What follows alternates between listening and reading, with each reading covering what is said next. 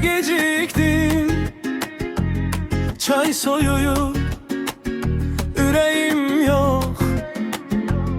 Penceremde senin izlerin, şüşede buhar, adın çok. Kara kız, kara kız, gülende dam yeri açılır biraz. Kara kız, kara kız, gözünde gizlenip akşam güneş yaz. Kara kız, kalbinde kara kız, senden o yana yolum olmaz.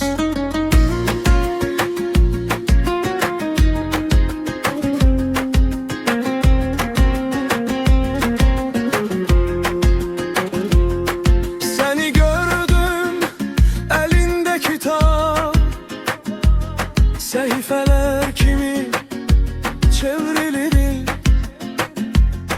Küçenin sesi batır içimde, sen geçende susur bu dil.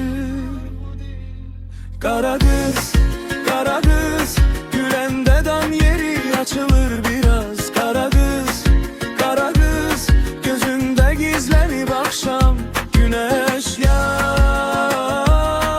Kara kız, kalbimde kara kız, senden o yana yolum olmaz. Gelersen belki bir gün asacağım, kapımı döyer bir yuhu sesin. Deyərəm hardasan bu vaxta kimi, deyərsən buradayam, qorxma güləsin. Kara kız, kara kız, güləndə dan yeri açılır biraz. Kara kız, kara kız, gözünde gizlenip akşam